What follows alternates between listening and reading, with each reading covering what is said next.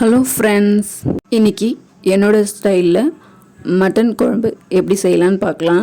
அதுக்கு நான் ஃபஸ்ட்டு கறியை வேக வச்சு எடுக்க போகிறேன்.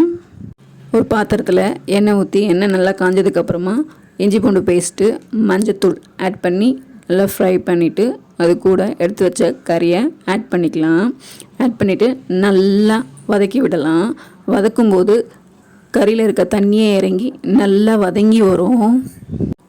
நல்லா வதங்கி வந்ததுக்கப்புறமா குழம்பு மிளகாய்த்தூள் ஆட் பண்ணிக்கிறேன். ஆட் பண்ணிவிட்டு தண்ணி ஊற்றிட்டு ஒரு கலந்துட்டு அதுக்கப்புறமா தேவையான அளவு உப்பு ஆட் பண்ணிவிட்டு, அதுக்கும் கொஞ்சம் தண்ணி தேவைப்படுது எனக்கு குழம்புக்காக. அதுக்காக உப்பு போட்டதுக்கப்புறமா கொஞ்சம் தண்ணி ஆட் பண்ணுறேன். குழம்பு எனக்கு நிறைய தேவைப்படுதுன்றதுனால. இப்போது நல்லா ப்ரெஷர் போட்டு மூடி வச்சிடலாம். கறி நல்லா வெந்து வந்திருக்கு. இப்போது கறியை நான் ரெண்டாக பிரிச்சுருக்கேன். இதில் பாதி கறி மட்டும்தான் குழம்புக்கு ஆட் பண்ண போகிறேன். மீதியை பெப்பர் ஃப்ரை பண்ண போகிறேன். இப்போது குழம்பை தாளிக்கலாம் வாங்க. ஒரு பாத்திரத்தில் எண்ணெய் ஊற்றிட்டு சோம்பு, பட்டை, கிராம்பு, இலை இதெல்லாம் போட்டு நல்லா ஃப்ரை பண்ணிக்கலாம். எப்பயுமே மட்டன் வாங்கினா இது மாதிரி வேக வச்சு எடுத்து தனியாக பிரிச்சுட்டு பாதி குழம்புக்கும் பாதி ஃப்ரையும் பண்ணிக்கலாம்.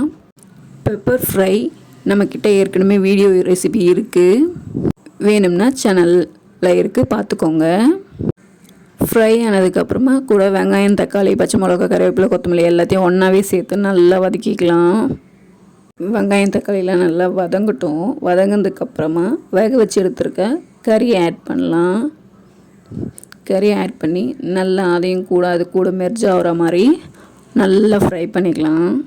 ஃப்ரை ஆனதுக்கப்புறமா கறி வேக வச்சு எடுத்த தண்ணி ஆட் பண்ணிக்கலாம். அந்த தண்ணியை ஆட் பண்ணிவிட்டு நல்லா கலந்து விட்டுட்டு, நம்ம ஏற்கனவே கறி வேக வைக்கும்போது உப்பு காரம்லாம் போட்டிருக்கோம், இதுக்கு எதுக்கும் போட தேவையில்லை. நல்லா கொதித்து வரட்டும்.